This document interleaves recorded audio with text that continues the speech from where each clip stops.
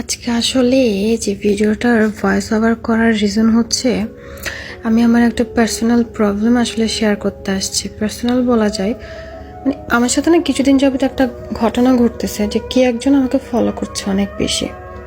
তো এত বেশি ফলো করতেছে, দেখা যাচ্ছে আমি বিষয়টা কারোর সাথে শেয়ার করতে পারতেছিলাম না, যে ফ্যামিলিকে বলবো বা ভালো কোনো ওরকম মানে একদম বেস্ট ফ্রেন্ডও নাই যে আমি কাউকে শেয়ার করব। তো চিন্তা করলাম যে দেখা যাচ্ছে আচ্ছা দেখি আমি এখানে ভয়েস ওভার করে এভাবে বলি, দেখা যাক যদি কেউ কোনো ধরনের সাজেশন দিয়ে থাকতে পারে। তো একজন একজন করে ফ্রেন্ড সার্কেল নাই বললে ভুল হবে, আছে কিছু বান্ধবী। তো দেখা যাচ্ছে কয়জন মানে ওদেরকে একজন একজন করে না বলে, তো ওরা তো মোটামুটি আমার পেজে অ্যাড আছে বা আমার ভিডিওগুলো দেখছে বা দেখে।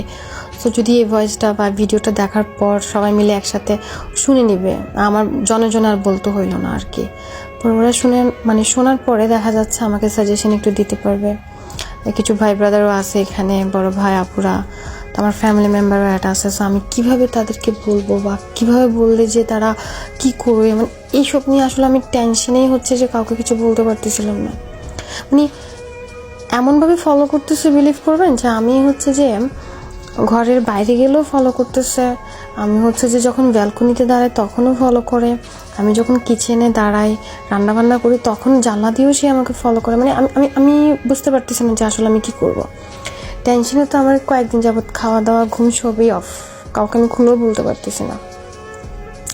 যাই হোক, সো এটাই তো। এটার পরে হচ্ছে আচ্ছা আগে বলি যে কোথায় যাচ্ছিলাম। সেদিন হচ্ছে যে ভাইয়ার ফোনে একটু প্রবলেম হচ্ছিল, তো ওইটা একজনে গড়বড় করে ফেলছিল। তো শাহমানত মার্কেটে যাচ্ছিলাম যে ওইটা ঠিক করতে, মানে ওনার সাথে কথা বলতে আসলে। তো নিউ মার্কেট দিয়ে যাচ্ছিলাম, যাইতে যাইতে যে ভাইয়াকে দেখাচ্ছিলাম যে পাঞ্জাবিটা সুন্দর ছিল, পরে হচ্ছে ওই পাঞ্জাবিটা সুন্দর, এসব নিয়ে। আর সেদিন একটা কাজ হয়েছে কি জানেন, আমার হচ্ছে আমার ওয়েটটা আমি মাপাচ্ছিলাম আর কি। ওখানে থাকে না শাহমানত মার্কেটে, যারা সিটিজিতে আছেন তারা তো চিনবেন, বা শাহমানত মার্কেটে নিউ মার্কেট থেকে যাওয়ার পথে শাহমানত মার্কেটে যখন ঢুকবেন লাইক তখন হাতের বাম পাশে একটা মুরব্বি বসে থাকে ওয়েট মাপার মেশিন টিশিন নিয়ে।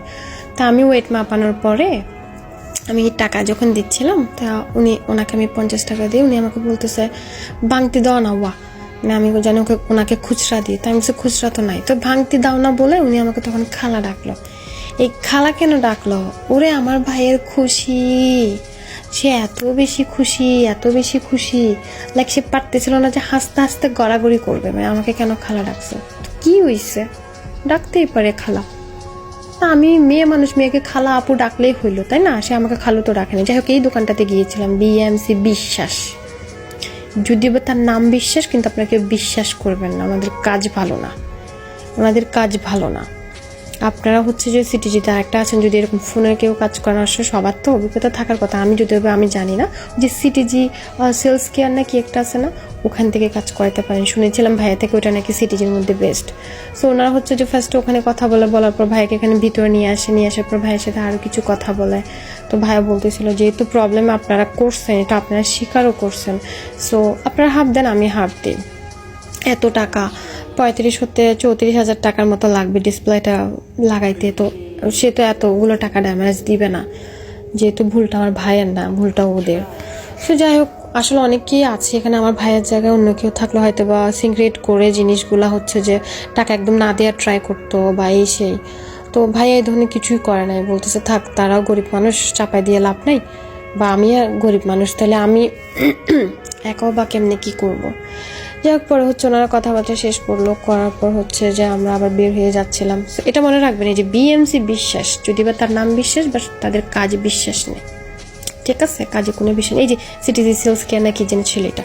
পরে আবার আমরা নিউ মার্কেটের ভিতর দিয়ে আসতেছিলাম। নিউ মার্কেটে এই যে লাস্টে কর্নার একটা বেবি শপ আছে না, এই বেবি শপটা এত জোস আমার কাছে। এটার মানে এখানে বেবিদের ড্রেস আপগুলো এত বেশি জোস লাগে। যাদের একই ধরনের 3-4টা বাচ্চা থাকে, সবাইকে একই ধরনের ড্রেস আপ করাতে চাই, বাট প্রত্যেকটা সাইজ থাকে না। এই শপে পাবেন, এই শপে প্রত্যেকটা সাইজ আছে। যাই হোক, আমার কিন্তু ইচ্ছা ছিল এই শপ থেকে আমি শপিং করার বেবিদের জন্য। ইনশাল্লাহ বিয়ের পর করবো, আর আপুদের বেবি হলে আপুদের বেবির জন্য করবো। মানে একটা আপুর তো আছে, মেজাপুর বেবি হলে ওনার জন্য দিব ইনশাল্লাহ ইনশাল্লাহ ইনশাল্লাহ। যাই হোক, পরে হচ্ছে যে আপনারা দেখতে পাবেন, এই কিন্তু আমার ভিডিওর মধ্যেও কয়েকবার, আমি যখন ভিডিও করতেছিলাম তখন খেয়াল করিনি, ভিডিও করে বাসায় যখন এসে ভিডিওটা চেক করতেছিলাম তখন দেখতেছিলাম সে আমার ভিডিও তো আছে। মানে আপনি বুঝেন কি পরিমাণ সাহস হলে যে আমার সাথে আমার ভাই থাকার পরও সে আমার সাথে আমাকে ফলো করতেছে। এটা ভাবতেও তো আমার বুক কাঁপে। এটা কেমনে সম্ভব? যাই হোক, পরে হচ্ছে যে ভাইকে বলতেছিল আমাকে একটু ভিডিও করে দিতে, ভিডিওর মধ্যে আপনারা দেখতে পাবেন। দেখতেছেন এই যে দেখা যাচ্ছে দেখতেছেন? ইয়েস, আপনারা এতক্ষণে ঠিক ধরছেন, একদম ঠিক ধরছেন। এই যে আমি চাঁদের কথাই বলতেছি, আমি চাঁদের কথাই বলতেছি। এটা কোনো কথা বলেন তো? আমি যেখানে যে সেখানে যাচ্ছে, সে আমাকে এত ফলো করতেছে শুধু একটাই কারণ, সেটা হচ্ছে যে আমি কেন এত বেশি সুন্দর, কেন আমার রূপের রহস্য জানতে চাচ্ছে। কিন্তু আমি তো আমার রূপের রহস্য বলবো না। আমি যে দিনে 3-4 বার করে হচ্ছে ফেয়ার অ্যান্ড লাভলি খাই, সেটা তো আমি তাকে বলবো না। ওপস, ভিডিওতে বলে দিছি। ও আচ্ছা, সমস্যা নেই, ভিডিও তো আর উনি দেখতেছে না, চাঁদে তো আমার ভিডিও দেখে না, তার থেকে তো ফোন নাই। সো এই জন্যই সে আমার পেছনে ঘুরতেছে। তার থেকে ফোন থাকলে সে ওই রহস্য জানতো কীভাবে সুন্দর হওয়া যায়। যাই হোক, ভিডিওটা পুরোপুরি ফানি ছিল, কেউ আবার কোনো কিছু মনে করবেন না, সিরিয়াসলি নেবেন না। তো এতটুকু ছিল আমার ভিডিও। মজার বিষয়, সেদিন কিন্তু ময়না আমি বাসায় যাওয়ার পর ময়না আমাকে বকা দিচ্ছিল, আমি কেন এতক্ষণ বাইরে ছিলাম, কিসের জন্য? এটা কোনো কথা? কত বড় বেয়াদব মেয়ে, সে মাকে শাসাচ্ছে যে এতক্ষণ বাইরে কেন ছিলাম। আমি কি আর কারোর কাছে আর কারোর সাথে গিয়েছি? আমি তো তার মামার সাথে গিয়েছি, তাই না? তো কি হয়েছে বলেন তো? পশ্চাৎ মেয়ে। যাক, পর হচ্ছে ভাইয়ের সাথে বাসায় যাচ্ছিলাম, এতটুকু ছিল ভিডিওটা। সো কেউ কিছু মনে করবেন না, জাস্ট ফান করতেছিলাম। যে এটা বলার আসলে রিজন হচ্ছে যে দেখতেছি আমার ভয়েস আমার ভিডিও পুরোপুরি কে দেখে। যাই হোক, so thank you so much. ভিডিওটা দেখলেও থ্যাংক ইউ, না দেখলেও থ্যাংক ইউ। আমি যে এত কষ্ট করে ভয়েস ওভার দিয়েছি, আমাকেও থ্যাংক ইউ। সো এতটুকুই ভিডিওটা। থ্যাংক ইউ, বাবাই, টাটা, সাবধান রহে, সতর্ক রহে। আসসালামু আলাইকুম। ওয়ালাইকুম আসসালাম, টাটা, বাবাই, good night, good morning. So এতটুকুই আমার ভিডিও। প্লিজ কেউ কোনোভাবে মাইন্ড করবেন না, সবাইকে দেখার আমন্ত্রণ করতেছি। যাই হোক, সো টাটা, আল্লাহ হাফিজ। কতবার আল্লাহ হাফিজ দিয়ে আমি আল্লাহ হাফিজ শেষ নাই। এতটুকু ছিল আমার ভিডিওটা। থ্যাংক ইউ সো মাচ দেখার জন্য, না দেখার জন্য থ্যাংক ইউ, বাবাই।